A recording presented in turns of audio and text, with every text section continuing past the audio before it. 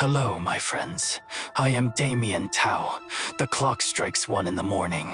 Can you hear the wind howling outside your window? Good. That means you are exactly where you need to be. Welcome back to Netherwave Radio, where the shadows of the forgotten East whisper their secrets to those brave enough to listen. Tonight, we drift back to rural China, to those forgotten corners where the land itself remembers blood, where houses breathe with the souls trapped within their walls, and where ancient rules are broken at terrible cost. I will share with you 4 true accounts tonight. Stories from family and friends who lived through these horrors. Some say if you don't believe in ghosts, they cannot touch you. But after tonight, my friends, you may reconsider that comfortable belief. Our first tale comes from a man named Old Chen. He runs a small general store in a rural town in Hunan province, deep in China's south. He has walked past a certain building every day for 20 years, and every day he quickens his step. Because that building, that house at the 3-way crossroads, is what the Chinese call a xiongzhai, a murder house. Not because someone was killed there, but because the house itself kills. Slowly, methodically, generation by generation. Old Chen told me this story with trembling hands. His voice cracked as he spoke, because he watched it all happen. The rise and fall of the Lai family, and the terrible thing that refused to let them go. It began 30 years ago, during the early days of China's economic opening. A businessman, everyone called Boss Lee, a sharp-eyed man in his 40s, spotted a prime piece of real estate at the entrance to town, a 3-way intersection. In the West, you might call it a Y-junction or a fork in the road. In China, it is called a Fusan Cha Luku, 3 roads meeting at a single point. And in Chinese geomancy, what we call Feng Shui, this is one of the most dangerous places to live. Boss Lee did not care for such superstitions. He saw foot traffic. He saw opportunity. He bought the land immediately and hired workers to dig the foundation for a 4-story building, a shop on the ground floor, living quarters above. On the day construction began, Boss Lee set off a long string of firecrackers, those red paper tubes that crackle and pop, meant to drive away evil spirits and invite good fortune. The sound echoed through the town like gunfire. But someone was watching. An old man with a wooden cane. Master Chen, the town's Feng Shui expert, well into his 70s. With eyes that had seen things most people would rather forget, the old master studied the land. His face darkened. He approached Boss Lee with a warning that would echo through the decades to come. "Boss Lee," the old man said, "this land is troubled. Your front door must not face the main road directly. If it does, you invite the Furlu Shongshe, the road rush kill, into your home. Now, my Western friends, let me explain. In Chinese belief, energy, what we call Suri Qi, flows like water. Roads are rivers of Qi, and when 3 roads converge at a single point, all that rushing energy crashes together and shoots outward like a spear.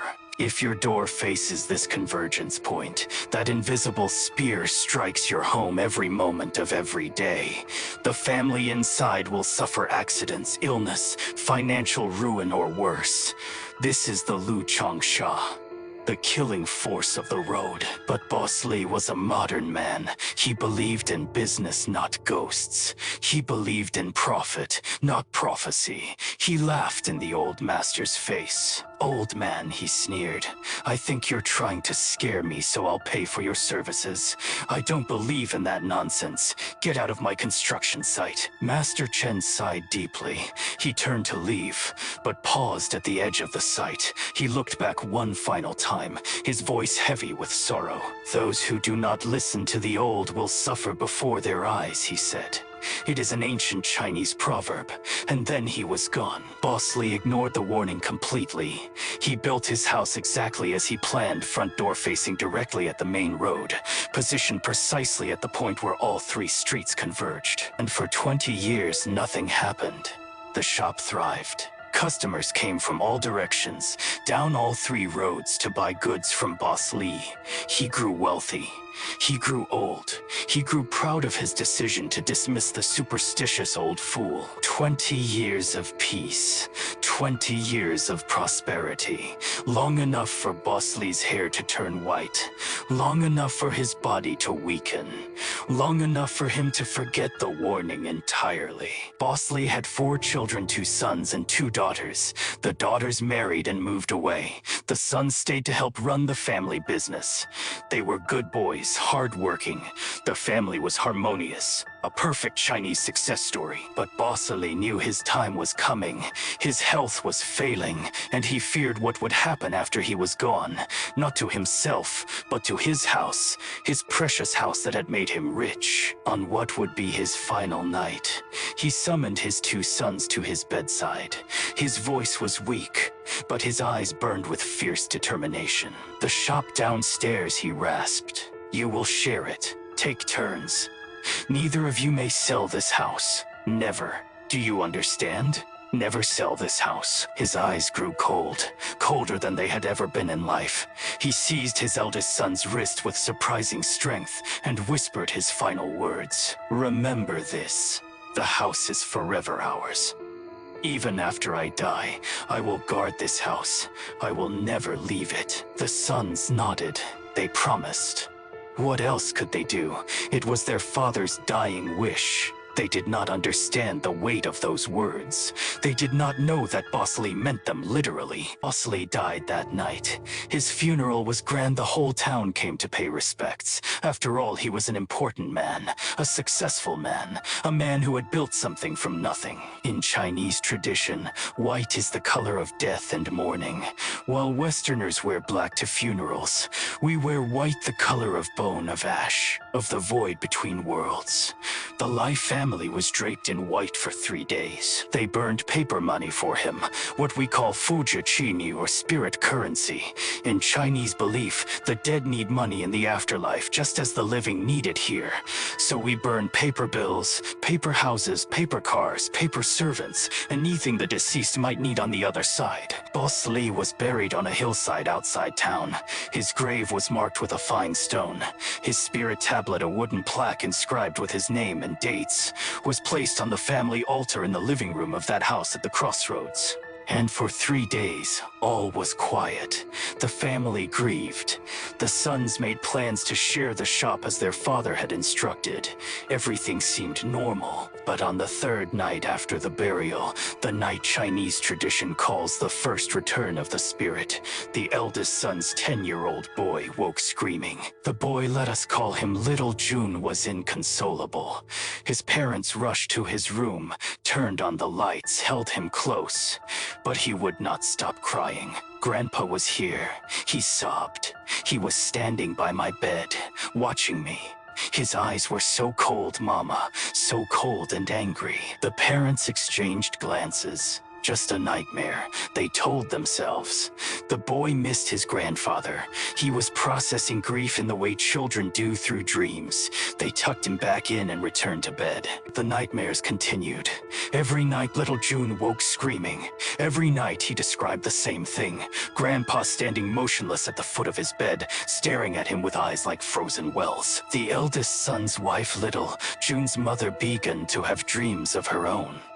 She dreamed of her father-in-law standing silently in the shop doorway, the one facing the 3 roads. He never moved, he never spoke.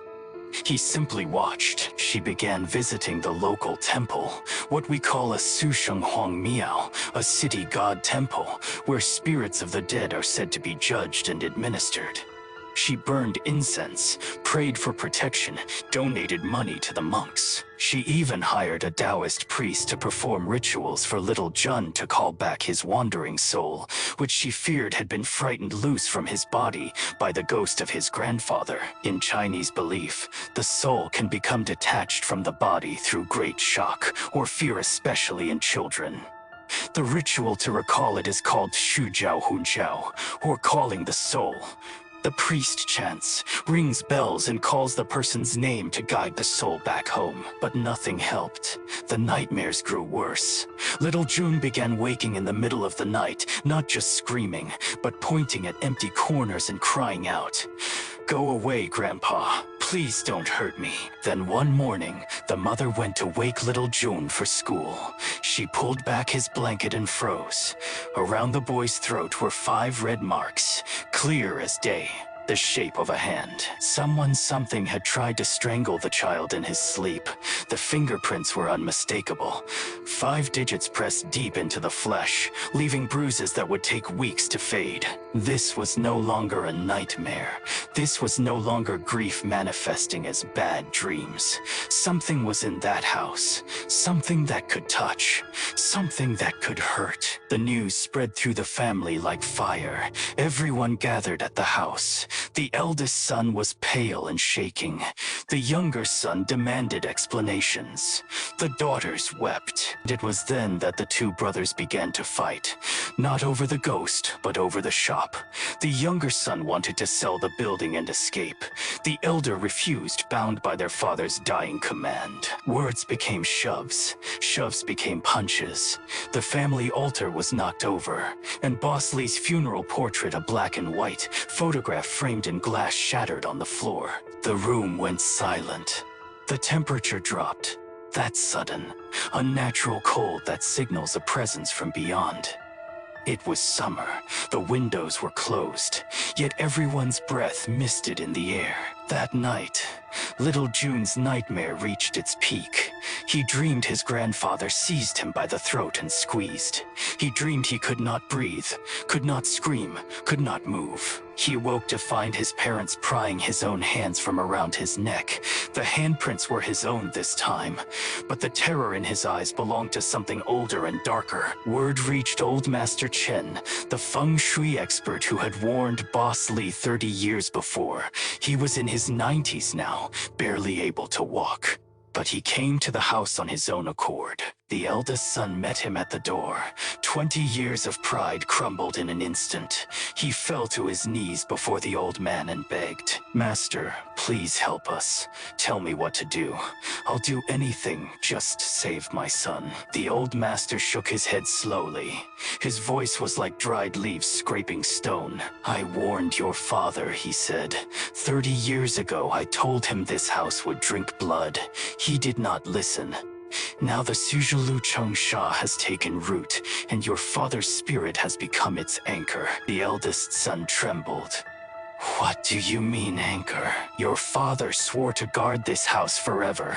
Even in death, his spirit heard that vow, and the Folu Chong She, the killing energy of the roads, heard it too.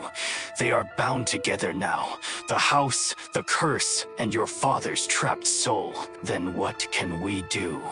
The son pleaded. "Tear down the house," the master said, "or move the door, change its direction so it no longer faces the road. But even then, I cannot promise the curse will lift. It may already be too late. The killing has begun. Tear down the house. Their livelihood, their inheritance, their father's dying command. The eldest son could not bring himself to do it. Surely, he thought, there must be another way. He hired other masters instead. Taoist priests, Buddhist monks, even a local shaman who claimed to speak with the dead. They came in waves, each promising solutions. The house became a museum of folk magic. Copper coin swords hung from every doorframe, those strings of old coins shaped into blades, meant to cut through evil energy. Bagua mirrors, the 8-sided mirrors meant to deflect malicious spirits, were mounted above every window. Yellow paper talismans covered the walls like diseased skin. Bowls of salt sat in every corner. The smell of incense and burnt offerings became permanent. Neighbors who passed the house began to cross to the other side of the street. They quickened their steps. They averted their eyes. The building looked haunted now because it was. 2 years passed. The talismans faded. The mirrors cracked. And then the eldest son's wife, little June's mother, fell ill, wasting sickness that no doctor could explain. On her deathbed, she called her children close. Her eyes were glazed, but she smiled, the strange smile of someone who sees beyond the veil. "Your father has come for me," she whispered. "He has been here all along, watching, Waiting, he says it is time. And then she was gone. Her children wept. Her husband howled. But one question haunted everyone who heard her final words. Father. She had called Boss Lee father. She spoke as if he had never left. Little June, who had survived the stranglings as a boy, began complaining of headaches, then fainting spells, then seizures that left him rigid and foaming on the floor. The doctors found a tumor, brain cancer, malignant and advanced, a death sentence for a child who had barely begun to live. Chemotherapy began. The boy's hair fell out in clumps. His skin turned gray. He could barely stand. When he walked through town, people looked away, not from pity, but from fear. They whispered that something was inside him. Something that should have stayed buried. Then, without warning, the younger son collapsed in the shop. One moment, he was counting money behind the counter. The next, he was on the floor, mouth twisted, eyes rolling back. Brain hemorrhage, massive and sudden. He was dead before the ambulance arrived. 40 years old, healthy until that moment. Gone in an instant. Little Jun seemed to improve briefly after his uncle's death. He could eat again. He could walk. For 2 beautiful days, the family dared to hope. In Chinese tradition, we have a saying, Fui Guang Fan Jiao, the final radiance before the flame dies. It describes the phenomenon where terminally ill patients briefly recover, seem almost healthy just before the end comes. On the 3rd morning, little June rose early. He wanted to go downstairs to the shop where his grandfather had once worked. His father helped him to the stairs. Little June's foot slipped, or was pushed. He tumbled down the entire flight, his skull cracking against the wall at the bottom like a rotten melon. He never woke from the coma. He died in the hospital 3 days later, surrounded by a family that was running out of members to bury. Boss Lee's younger daughter married and living elsewhere, began speaking strangely. She said she could see her father standing in her bedroom, just standing, watching. Her hygiene collapsed. She stopped bathing, stopped changing clothes, stopped caring for her appearance. She wandered her house muttering prayers and curses to someone no one else could see. Her teenage son began acting strangely too. He walked into town one day and got a haircut. Not a young man's style, but the severe part of a Communist Party official from the 1960s. His grandfather's haircut. He told everyone he met, I am a People's Congress representative. I am going to Beijing next week for an important meeting. His eyes were empty when he spoke. His voice was not quite his own. The daughter drank pesticide in a vegetable field by the river. She was dead for hours before anyone found her body. The family barely mourned. By then, they had learned that mourning only seemed to feed whatever was consuming them. In just a few years, Boss Lee's family had been cut down like rice before a scythe. Disease, accident, suicide, madness, death upon death, with no pattern except proximity to that house at the Crossroads. Old Chen, the shopkeeper who told me this story, says he still passes that building every day. He walks faster now. He does not look at the windows. One night, he made the mistake of walking past after midnight. He glanced up at the 2nd floor and saw a figure standing at the window, motionless, staring down at him with eyes he recognized from 30 years of morning greetings. Boss Lee still there, still watching, still guarding his precious house exactly as he had promised. Old Chen ran home that night. He developed a fever that lasted a week. He has never taken that road after dark again. The house still stands, my friends. The shop is closed. The windows are boarded. The talismans have rotted away. But sometimes on still nights, people hear sounds from inside crying, or arguing, or the shuffling of feet on stairs. The eldest son eventually fled. He rents a small room on the other side of town. He refuses to return to the building, refuses to sell it, refuses to tear it down. He is trapped between his father's dying command and the knowledge of what that house contains. In that town, there is now an unspoken rule. No one builds at a three-way intersection. No one points their door at a road. The Li family tragedy became a lesson written in blood. A lesson the old people passed to the young. Old Chen asked me, as he finished his story, "Do you think ghosts are real?" I used to say no, he continued. Now I am not brave enough to say no anymore. The house at the three-way crossroads stands to this day a silent monument to pride and stubbornness. A warning that some rules are written deeper than law, older than reason. Some rules are written in the bones of the earth itself, whether you believe in Feng Shui or not. My friends, whether you believe in ghosts or energy or trapped souls, some places are simply not meant for the living. The old ones knew this.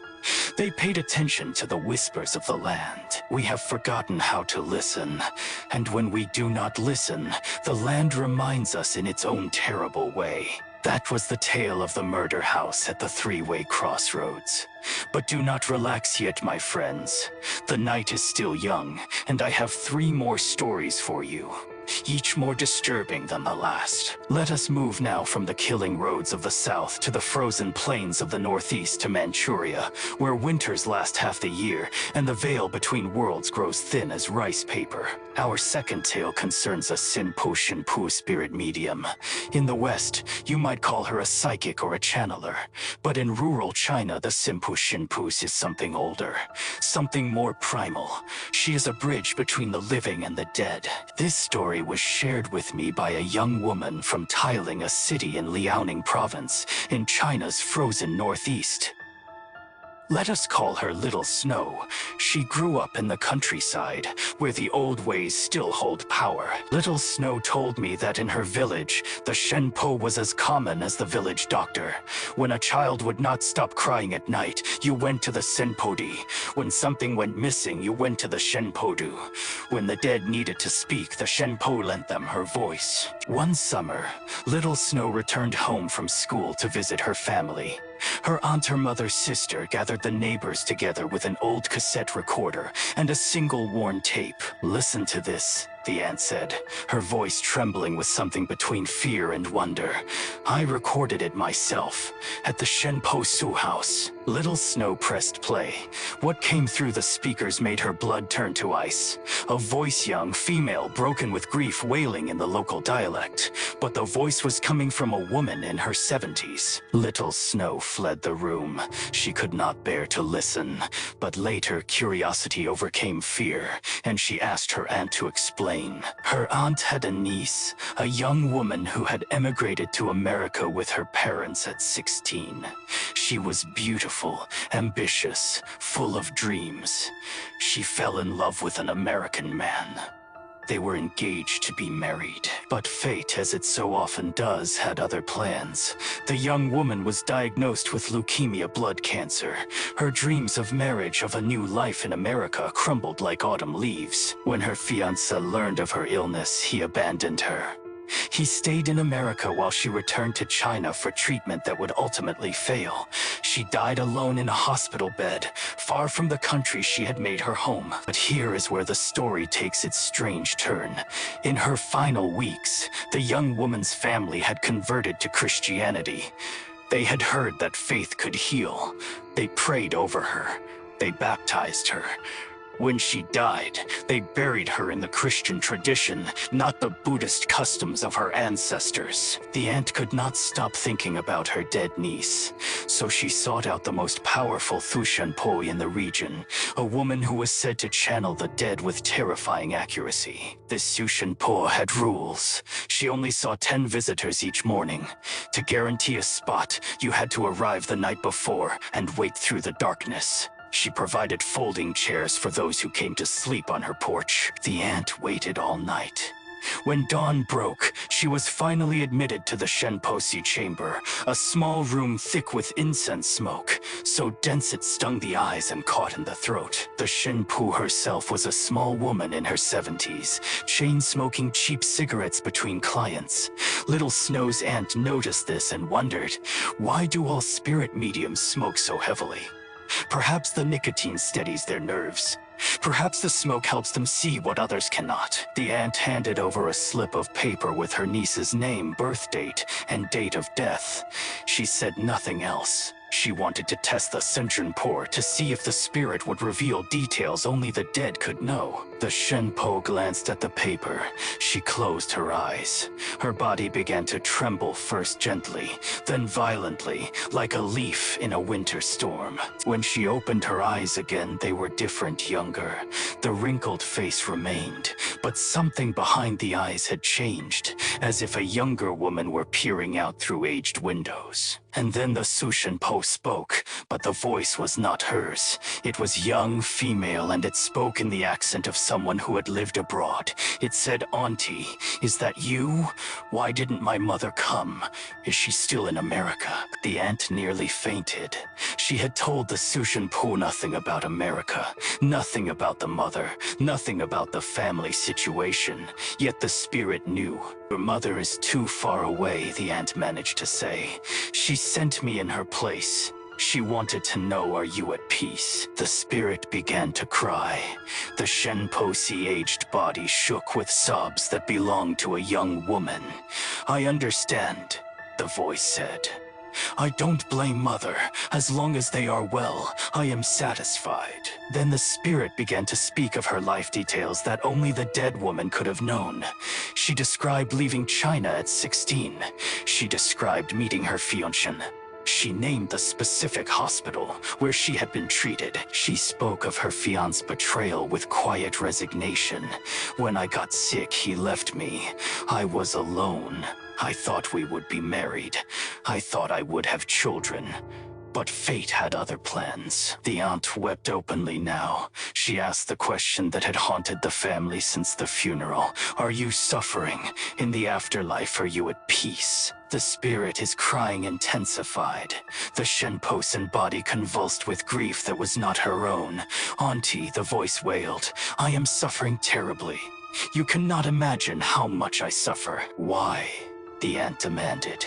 "What happened? What can we do?" The spirit, his answer, sent ice through the aunt's veins. "Because I converted to Christianity before I died, the Christian heaven will not accept me. They say I was not a true believer, that I only converted out of desperation." The voice continued, growing more desperate. "And because I abandoned Buddhism, the Buddhist afterlife will not accept me either. They say I betrayed the faith of my ancestors. I am rejected by both. I belong nowhere." This, my friends, is a concept deeply rooted in Chinese spiritual belief. The afterlife is not a single destination, but a bureaucracy, different realms for different faiths, different departments for different souls. To fall between categories is to fall into the void. "I am suspended in emptiness," the spirit wailed. "I drift without rest. There is nothing beneath me and nothing above.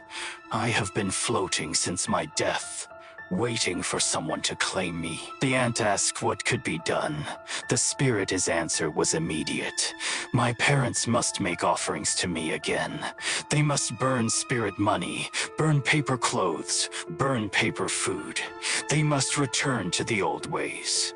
Only then can I find my path." But there was a problem. Since converting to Christianity, the family had stopped all traditional Chinese rituals. No spirit money, no ancestor worship, no burning of offerings. They believed these practices were pagan superstition. "They don't burn anything for me," the spirit cried. "Nothing reaches me on the other side. I am hungry. I am cold. I have nothing. Please, Auntie, tell them I need the old offerings." The spirit even described her own funeral, how she had been buried in a white dress, following Christian custom, not the traditional Chinese funeral clothes, not the paper offerings. Just a simple wooden box and prayers in a language she barely understood. The aunt confirmed this detail later with the family. No one had told the Shen Po about the funeral arrangements. No one had mentioned the white dress.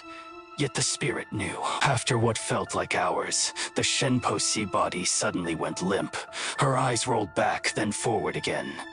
When she spoke, it was her own voice, the cracked rasp of a 70-year-old smoker. "Well," the Shen Po asked casually, lighting another cigarette.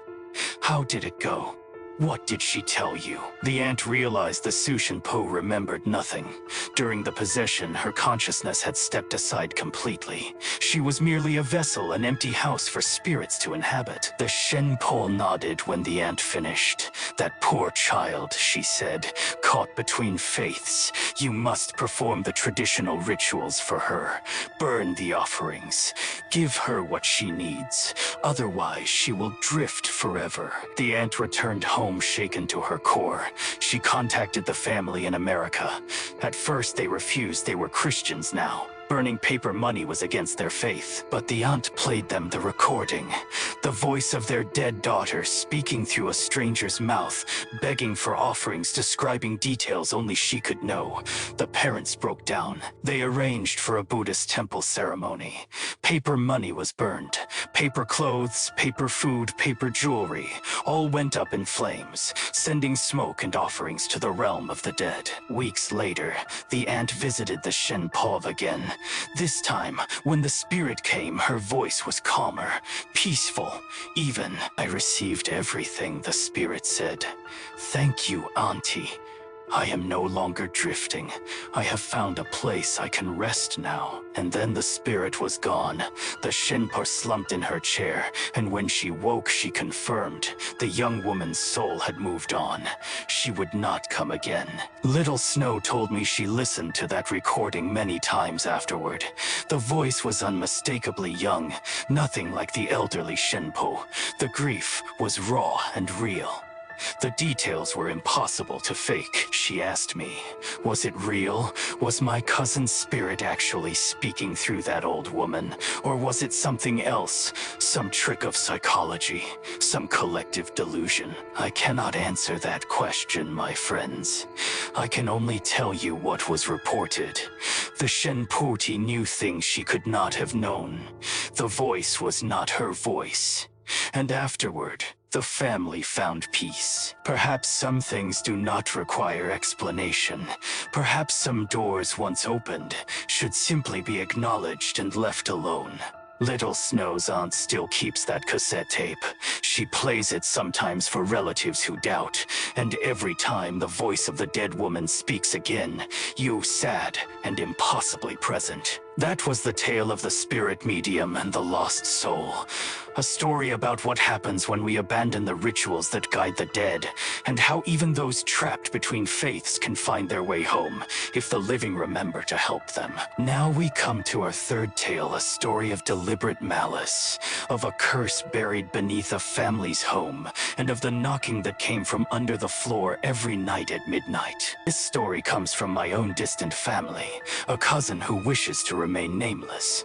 It happened in the 1990s, in a small village in northern China, when the countryside was just beginning to prosper. My cousin's great-aunt, let us call her Auntie Feng, had saved for years to build a new house. This was a source of immense pride in rural China. A new house meant stability, prosperity, legacy. Her husband hired a bulldozer, a rare expense in those days, to level the ground and dig the foundation. Villagers gathered to watch the machine work, marveling at its power. But as the blade carved through the earth, the driver suddenly killed the engine. He leaped from the cab, his face pale as winter snow. "There is something down there," he stammered, pointing at the freshly turned soil. "I hit something that shouldn't be here." The crowd pressed forward. There, emerging from the broken ground, was the unmistakable corner of a coffin. Red-painted wood, large end and small end, the traditional Chinese style. Old and weathered, but intact. Someone had been buried here long ago, and no one in the village remembered who. Auntie Feng was a practical woman, but also a respectful one. She studied the coffin and made a decision that any traditional Chinese person would understand. "We cannot disturb this person's rest," she declared. "They were here first. We will bury them deeper and build over them. We will share the land." This was considered the proper thing to do. In Chinese tradition, disturbing a grave is one of the worst possible sins. The dead must be left to their rest. Auntie Feng ordered the workers to cover the coffin with extra soil and continue building above it. 2 months later, the house was finished. Auntie Feng and her family moved in with great celebration. Firecrackers were set off. Red paper was pasted on the doors. Everything seemed perfect. For the first week, nothing strange occurred. The family settled in. They slept soundly. They congratulated themselves on their new home. But on the 10th night, just after midnight, the sounds began. A deep rhythmic knocking like a fist striking wood from inside a box. It came from beneath the floor of the main room. Auntie Fang and her husband woke with a start. They lay in the darkness, listening. Thump, thump, thump, slow and deliberate. Regular as a heartbeat. The husband thought it might be rats, or settling wood, or underground water. He tried to convince himself of these rational explanations, but the sound was too deliberate, too human. The knocking continued for exactly 1 hour, then stopped. The next night, it returned again at midnight, again for 1 hour, and the night after that. And the night after that, after a month of sleepless nights, Auntie Fang's nerves were shattered. Her husband decided to investigate.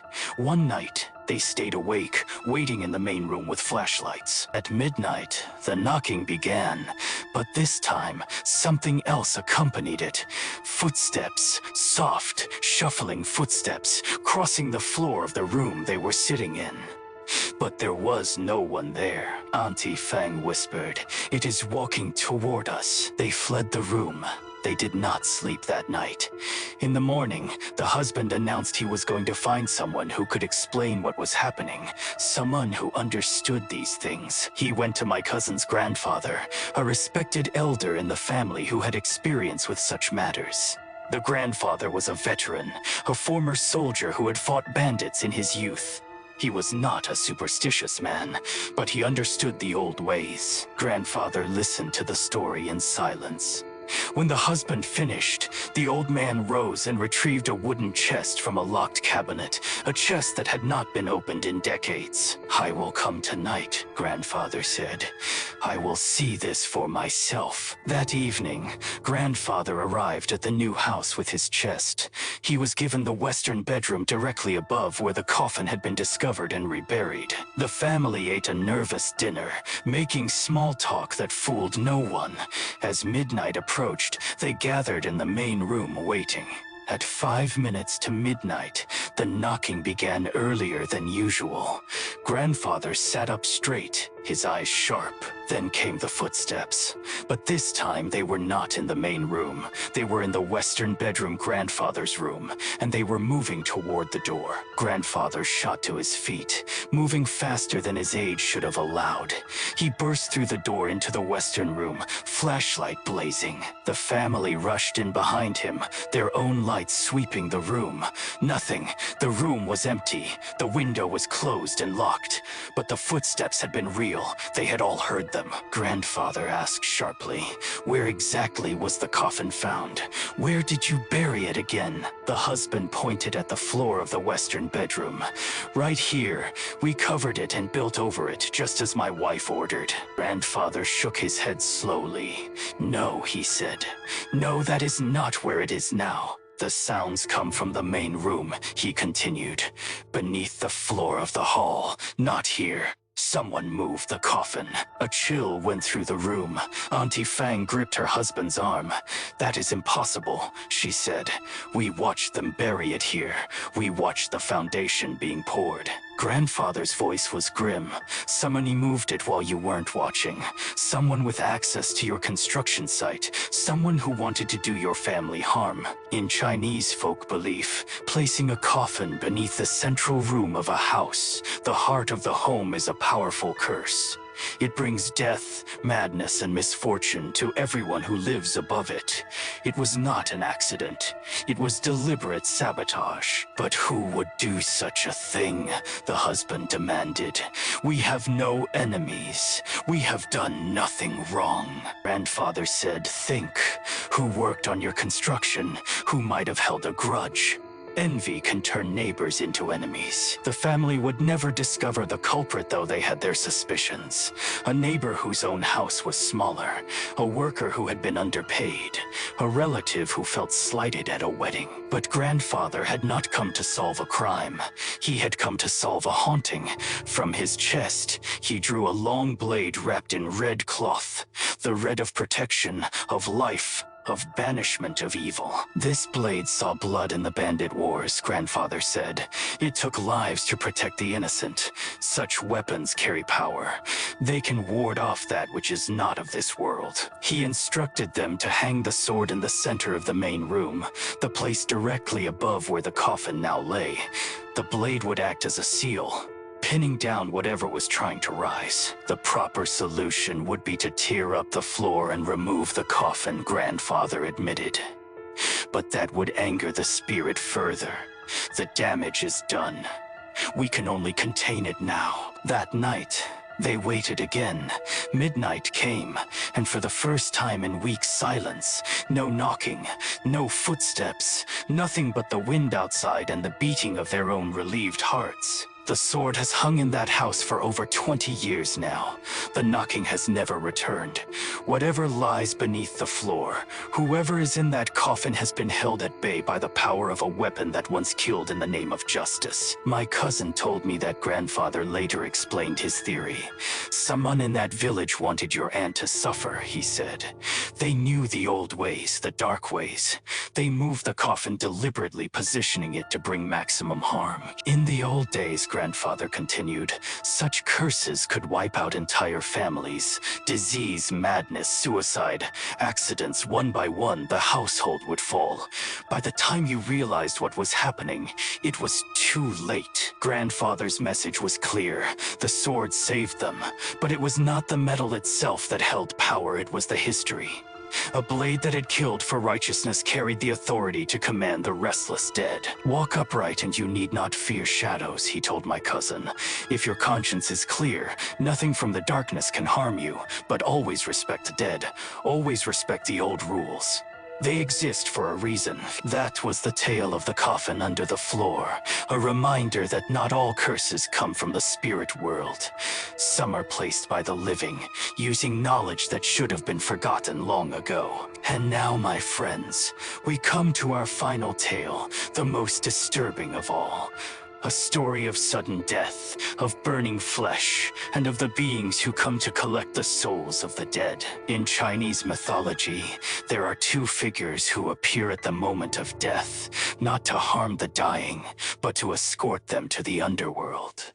We call them Hei Bai Wu Chang, the Black and White Impermanence. The White Impermanence wears a tall white hat and pale robes. His face is kind but sad. He appears to those whose time has come naturally, the old, the sick, the ready. The Black Impermanence wears dark clothes and carries chains.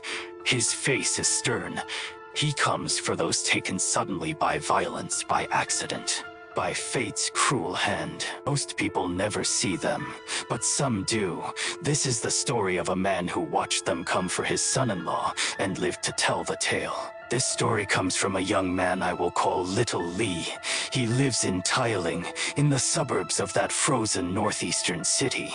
What he told me happened over a decade ago, but the memory still wakes him some nights. Little Lee's older sister had married a cheerful young man everyone called Zhou Wei.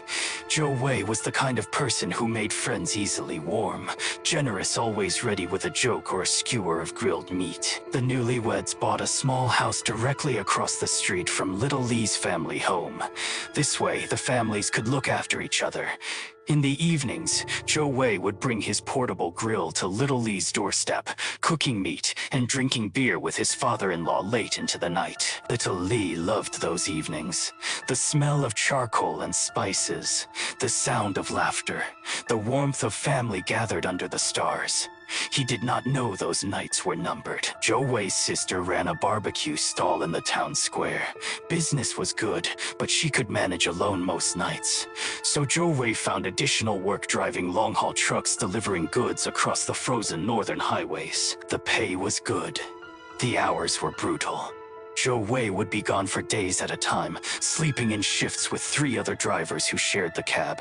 It was exhausting work, but he was building a future for his new wife. One autumn evening, little Li came home from school to find something terribly wrong. The house was full of people. His mother was crying. His sister was inconsolable, her face swollen with grief. Little Li found his father in the corner, face gray with shock. He asked what had happened.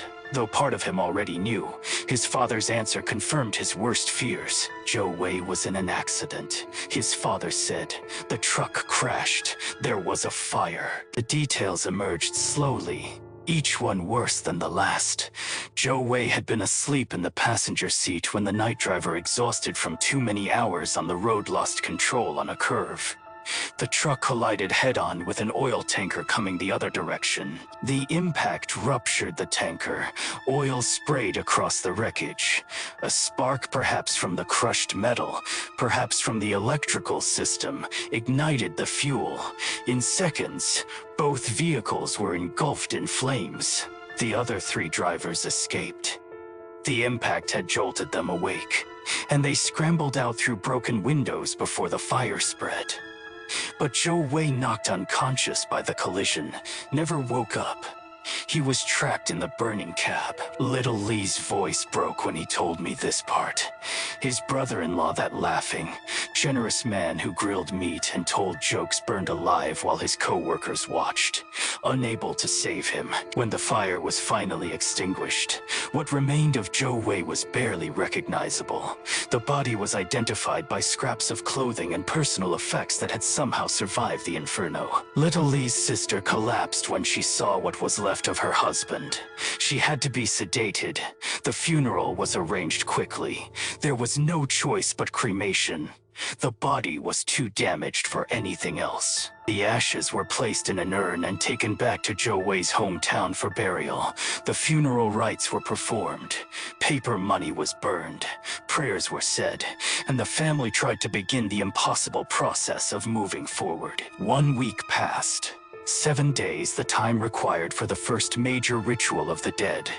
In Chinese tradition, this is called Fu Tu Qi, the first 7. It is believed that the soul of the deceased remains near the body for these 7 days, confused and disoriented, not yet understanding that death has occurred. On the 7th night, what we call Fui Hu Yi, the return soul night, the spirit is said to come home one final time. It returns to the place where it lived, to see its loved ones, to say goodbye, and then, guided by the psychopomps of the underworld, it departs forever. Little Li's grandfather, his mother's father, was staying with the family during this period of mourning. The old man was in his 80s, a survivor of wars and famines, not easily frightened. But on the return soul night, he could not sleep. Something felt wrong, a heaviness in the air, a prickling at the back of his neck. The old man had felt such things before, in the war before an ambush, in the famine years before the worst of the dying began. He knew to trust his instincts. Around midnight, he heard voices outside. Soft voices, speaking in formal, archaic Chinese, the kind of language you might hear in an old opera or a temple ceremony. Not the casual speech of neighbors. The grandfather rose quietly. He crept to the window, staying in the shadows, and peered out at the street below. What he saw would haunt him for the rest of his days. 3 figures stood in the street outside Zhou Wei's house. 3 figures that did not belong to the world of the living. 2 of them were impossibly tall, at least 7 feet, and stood perfectly still at the gate. One wore robes of deepest black, face hidden in shadow. The other wore white, a tall conical hat upon its head, face pale as the moon. The grandfather recognized them immediately. Every Chinese child knows these figures from stories and temple paintings. Hei Wu Chang and Bai Wu Chang, the Black and White Impermanence, the soul collectors of the underworld. As the grandfather watched, one of the figures spoke. The voice carried clearly in the still night air. "Zhou Wei, go inside. See your home one last time. But be quick. We cannot wait long." Zhou Wei, the grandfather's blood turned to ice. They had spoken his dead grandson-in-law's name. A third figure smaller than the other two, human-sized, walked toward the house. Its movements were strange, stiff, uncertain, like someone learning to walk again after a long illness. Or like someone whose body had been destroyed and was now made of something else entirely. The grandfather strained to see the third figure's face. As it passed beneath a shaft of moonlight, he caught a glimpse and nearly cried out. It was Zhou Wei, the same face, the same build, but changed. The cheerful expression was gone, replaced by something empty and lost.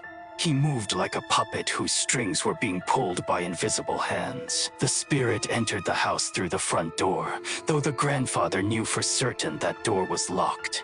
It simply walked through, as if the wood and iron were made of smoke. For several long minutes, the grandfather waited. The two tall figures at the gate remained motionless, patient as statues. They had escorted countless souls and would escort countless more. Time meant nothing to them, and the spirit emerged from the house. Zhou Wei, or what had once been Zhou Wei, walked back through the door and rejoined his escorts at the gate. The White Impermanence spoke again. "Are you satisfied? Have you said goodbye?" The spirit of Zhou Wei nodded slowly. The grandfather could not hear if he spoke, but the gesture was clear. He had seen his home for the last time. He was ready to go. The three figures turned and walked down the street, away from the house, away from the world of the living. As they moved, they seemed to grow fainter, less substantial, as if the night itself was absorbing them. Within moments, they were gone. The street was empty. The night was silent. Only the grandfather remained, shaking at the window, wondering if he had truly seen what he thought he had seen. The next morning, the grandfather told the family what he had witnessed. Some believed him, some did not. But little Li's sister Zhou Wei's widow found something that gave her comfort. In the house across the street, she discovered that small things had been moved. A photograph turned to face the bed. A drawer opened that she knew she had closed. A pillow bearing the faint impression of a head, though no one had slept there in a week. Zhou Wei had come home, just as tradition promised. He had walked through the rooms he had shared with his wife. He had looked upon the life he would never live. And then, escorted by beings older than memory, he had departed for whatever lies beyond. Little Li asked his grandfather later, "Were you afraid? When you saw them, the Black and White Impermanence, were you afraid they would come for you too?" The grandfather thought for a long moment before answering. "No," he said finally, "because I knew they were not there for me. My time has not yet come, and when it does, I will not be afraid, because I have lived a good life. I have done my best to be a good man." He continued, "The Black and White Impermanence do not punish. They only escort. It is not death we should fear, but how we live before death comes. If your heart is clean, you have nothing to fear from the soul collectors." Little Li told me those words changed his life. Whenever he faces temptation, whenever he considers doing something he knows is wrong, he thinks of his grandfather's story. He thinks of the Black and White Impermanence, waiting at the gate. "Are they real?" Little Li asked me. "Do the soul collectors actually exist? I don't know, but my grandfather saw them, and my grandfather never lied about anything in his entire life. Perhaps it does not matter if they are real. What matters is the truth they represent, that our actions have consequences, that someone somewhere is keeping account, that when our time comes, we will have to face what we have done and what we have failed to do." Little Li's grandfather passed away a few years after telling this story. He went peacefully in his sleep, surrounded by family. Little Lee says he hopes the white impermanence came for him, the gentle one, with the sad kind face. And he hopes that when his own time comes many years from now, he will have lived well enough to face the soul collectors without shame. And so, my friends, we come to the end of tonight's broadcast. 4 stories from the shadows of rural China. 4 windows into a world where the old rules still hold power, where roads can kill, where spirits can speak through the living, where curses can be buried beneath our feet, and where death itself has messengers. Do ghosts exist? Do the black and white impermanence truly walk the earth? Is Feng Shui superstition or ancient wisdom? I cannot answer these questions for you, no one can. We each must find our own truth, but this much I know: the people who shared these stories believed them. They lived through these experiences. The fear in their voices was real. The lessons they learned shaped their lives. Whether you believe in the supernatural or not, there is wisdom in these tales. Respect the land, honor the dead, live with integrity, keep your conscience clean. These are not merely superstitions. They are instructions for a meaningful life. The old people of China have a saying: "Shen Bu Pa Ying Zi Shi." Stand upright, and your shadow will not be crooked. If you live honestly, with kindness and respect, you need not fear what lurks in the darkness. The darkness knows the difference between the innocent and the guilty. There is so much we do not understand about this world, so much that science cannot explain. Perhaps that is as it should be. Perhaps some mysteries are meant to remain mysteries, not to be solved, but to be respected. I thank you for spending these dark hours with me, my friends. Your presence gives meaning to these tales. Your attention keeps the old stories alive. Remember what you have heard tonight. Share these stories with others. Let the wisdom of the old world inform the choices of the new. And when you walk past a 3-way intersection, when you hear knocking in the night, when someone speaks of the dead returning, remember that you were warned. The night falls silent once more, but you know where to find me when the darkness calls again. Subscribe, my friends, so Netherwave Radio may reach you the next time the moon bleeds red. Until then, sleep carefully.